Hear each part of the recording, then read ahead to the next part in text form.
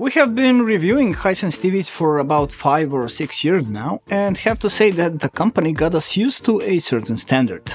If we recall all the models we've tested, the impression is that all of them were always above average for their price point and often at the very top. However, this year's models with the KQ suffix seem to have pushed the boundaries at least a little further, which was most evident with the U7KQ Mini LED, which performs incredibly well, at least in the image department. Those who follow technologies related to TV devices have often reproached Hisense for the gap between their series for the USA and global markets, which this year seems to be the smallest so far, to the satisfaction of those of us for whom the USA models are unavailable. Had it not been for the noticeable inflation and price increase in all categories, the impression would definitely be that many features have moved to a class below, and that now even in the true middle class, that is to say for a reasonable amount of money, it is possible to get a really impressive set of features for different needs. As is, buyers will unfortunately have to accept the fact that this reasonable amount is now higher, or hunt for models on sale when it drops to a more acceptable level. Be that as it may, this time we got to test a model that belongs to that optimal class, but also offers a very interesting set of features that were not previously available in it. It is the Hisense E7KQ Pro, which occupies a spot between the higher U and lower A series. Why Pro? Well, that designation also means certain, actually significant, improvements compared to the standard E7KQ model. For example, there's a refresh rate of 144 Hz instead of 60, HDMI 2.1 with AMD FreeSync Premium, higher brightness, support for Dolby Vision IQ and HDR10 Plus Adaptive, 2.1 sound, and more. So the Pro designation is not without its merit in this case, however unusual it may sound for a mid-range model. But let's see what this TV actually delivers and what are its strong and weak points. As far as the design is concerned, it's simple but modern, with a thin frame on the top and the sides and fairly thin bottom bezel. The stand consists of two pairs of legs which have slightly stylized shape, with a thinner upper surface that gets wider towards the bottom.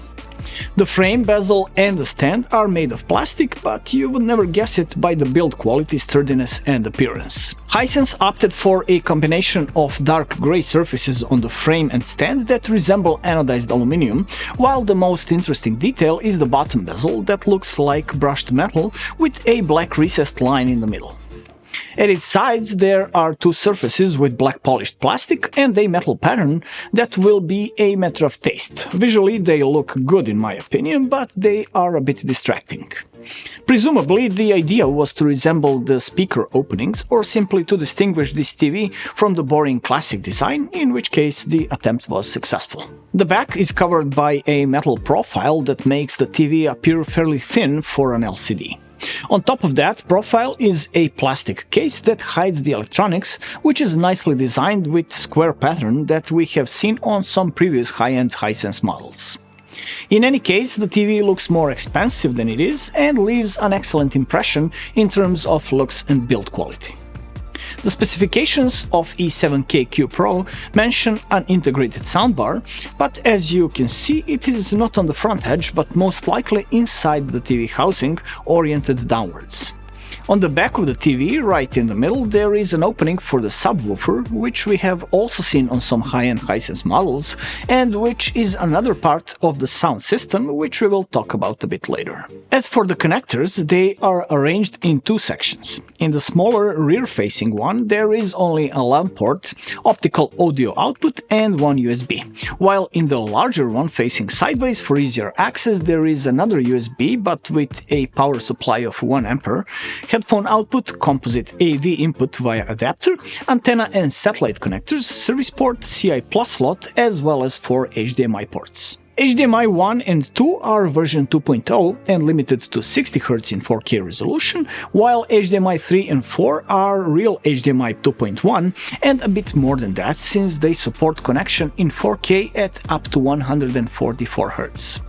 With our test gaming laptop, though, we only managed to get 120 Hz in 4K or 144 Hz in 2K resolution, so it probably depends on the source, cable and compatibility. As with the recently tested U8KQ, the TV also offers 240Hz in certain resolutions, but it's interpolation, not real 240Hz, so this option doesn't really make much practical sense. Of course, variable refresh rate is also supported, which works on consoles and PCs with graphics cards from all manufacturers, and Hisense also offers a game menu where you can change options or see the status of active features or the current FPS. As for input lag, we measured it at 13 milliseconds in Full HD at 60Hz, which is decent even if not the lowest we've seen. When it comes to the image, the Hisense E7KQ Pro comes with a 4K resolution VA type panel with an exceptionally high static contrast, which we've measured between 7600 and 7900 to 1 depending on the image mode in the checkerboard test with alternating black and white fields.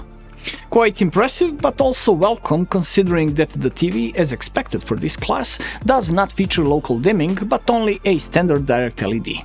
The black level is very low even for VA and ranges between 0.031 and 0.042 nits depending on the picture mode. Backlight uniformity is quite decent with minimal variation, while viewing angles are average for VA type panel.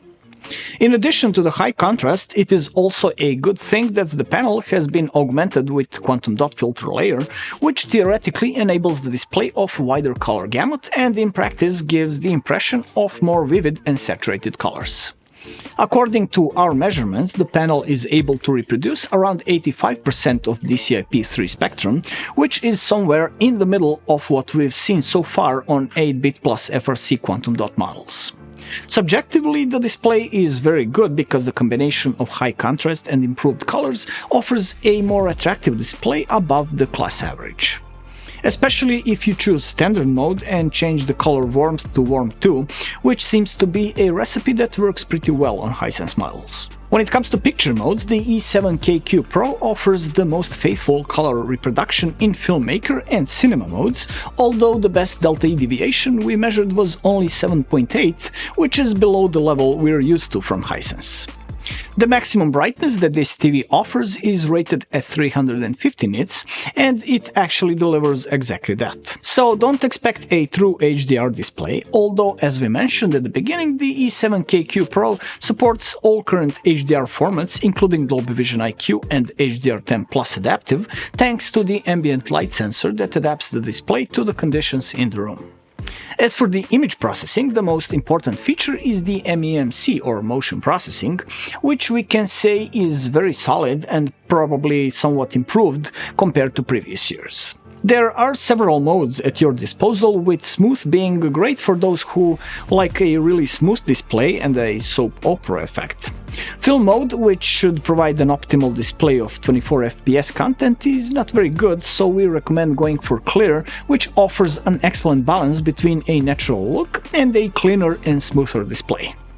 However, since the panel is 144Hz, even without MEMC, the display of 24 FPS content is decent. The E7KQ Pro also offers a smart scene option that subtly adjusts the display to specific content through AI detection, and there are things like dynamic brightness and contrast control, noise and MPG artifact reduction, dynamic tone mapping, and a dark detail option that raises the black level and enables better visibility in the darkest parts of the scene.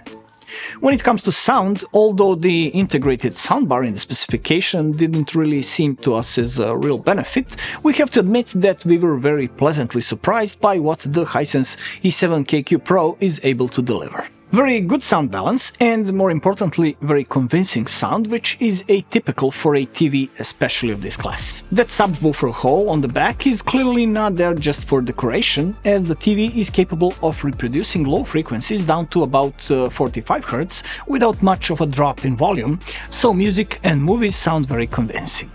We can safely say that this is one of the best models when it comes to sound in this price range. As far as sound processing is concerned, there is Dolby Atmos support, a 7-band equalizer, additional bass boost, automatic volume control, as well as frequency response compensation if you mount the TV on the wall. When it comes to smart capabilities, the E7KQ Pro, like most Hisense models, relies on the 7.0 version of VDU platform. Visually, but also in terms of speed and user experience, it is one of the best options for smart TVs, with a clear and pleasantly designed interface, with easy access to all the supported features, including apps or content suggestions from various online services. Although most popular video and audio streaming applications are available, except most notably HBO, the choice of applications is not quite as rich as on competing platforms like Tizen, WebOS or Android.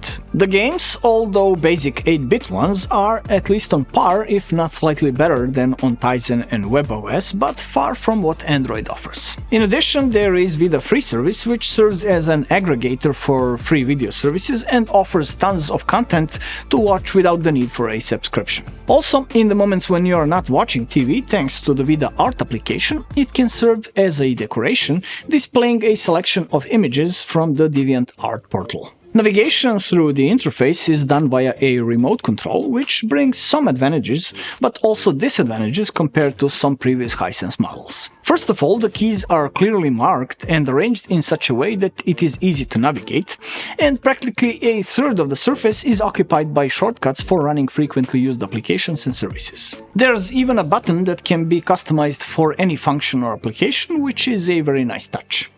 Now, we are not fans of the keys, which are of the so-called rubber dome type, and although they are very good for this type, the precision is not at the level of those with a short travel and a precise click that we have seen on earlier Hisense remotes. Of course, you can also control the TV using the Vida mobile application, which offers very intuitive control. The Vida platform also provides a voice control option, which is very quick and responsive, faster than usual voice assistants, and allow you to search for content, but also to adjust image and sound parameters, which can be very convenient if you get used to it. All in all, the Hisense E7KQ Pro is a TV that has its advantages, most of all the really high contrast and quantum dot, which provide an attractive looking image. Add to that an excellent sound and you get two things that users are most interested in. All the more so if an attractive display is more important to you than color accuracy, which is not this model's strong point. Also, gaming capabilities are something that sets this TV apart, as 144Hz refresh and AMD FreeSync support are not very common in this class. E7KQ Pro is available in 3 sizes and costs around €670 for 55 inches, €830 for 65 inches, and around €1,200 for 75 inches. Of course, prices depend on the market, and you may catch this model at a discount at the end of the year, but we believe that it will have its audience in any case. We hope you have found this video interesting and useful, and please let us know in the comments what are your thoughts on Hisense E7KQ Pro. Click a like if you enjoyed this video and make sure to subscribe to Bench House for more tech content. My name is Ivan and I'll see you next time.